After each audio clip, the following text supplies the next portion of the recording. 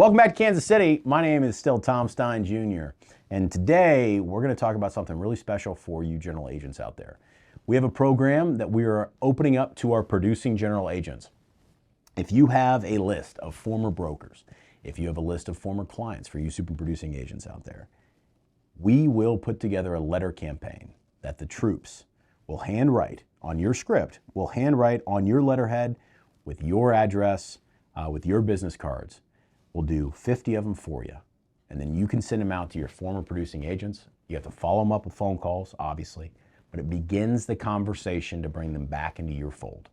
It's my belief that if you're doing what is ethical and what's right, they're better off with you than they are without you.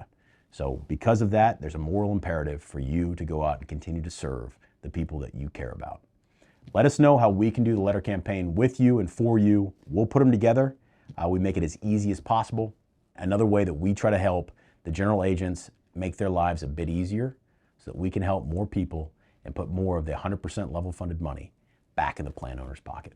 All right, we'll see you out there.